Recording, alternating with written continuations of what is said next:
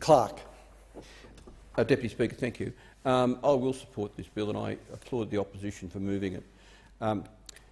Could I suggest that this country needs a different approach to government pensions and payments? Rather than talking about the age pension, talking about the disability support pension, talking about unemployment benefits, I think we need to start talking about a living income. And our start point needs to be, how much does someone need to live in this country, to live with dignity? And it clearly needs to be above the poverty line. There's no logical reason why someone who's unemployed, who may well be younger with a family, should be getting paid less than someone on the age pension or the disability support pension. I think, Deputy Speaker, that all people who are relying on the government for income support should be paid a comparable amount, and it should be above the poverty line. So I clearly support the idea of maintaining the COVID-19 supplement, but I think we should go further. And in fact, subparagraph B actually goes to that point, that everyone needs a fairer go at the moment. You cannot live with dignity and pay market rent on the age pension. You can't live with dignity and pay market rent if you're on the disability support pension. And you certainly can't live with dignity and go about your life and maybe bring up a family if you're unemployed on anything less than that sort of similar amount of money.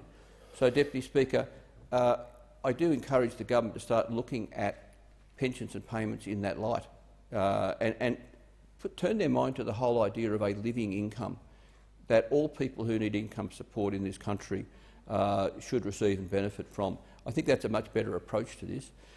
If they're not going to do that, then heaven's sake, at least make sure that people who are unemployed get a fair deal, and not only get a fair deal eventually, but they have some certainty between now and then. Because I think it's quite cruel at the moment, Deputy Speaker, for the government to be saying, well, yes, we do have an intention for unemployment benefits to be above $40 a day after the 31st of December. But that doesn't give enough comfort to someone who's, 2 months out from that, and they don't know whether they're going to get $41 a day or $42 a day or $60 a day or $80 a day. They don't know. They're planning now.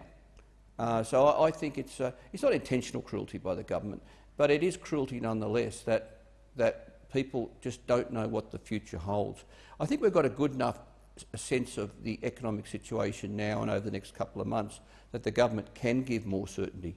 I think it would be it'd be a very big thing for the government to do, to actually come in here and support this amendment.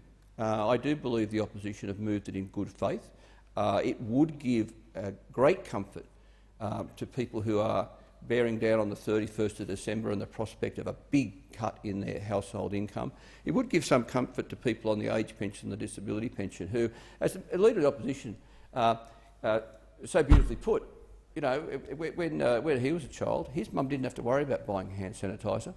Well, someone who's on a pension these days does have to buy hand sanitiser and all sorts of other things. And of course, the rate of bulk billing has gone down in real terms. So I'll support the bill. I encourage the government to support the bill, and I applaud the opposition for moving this.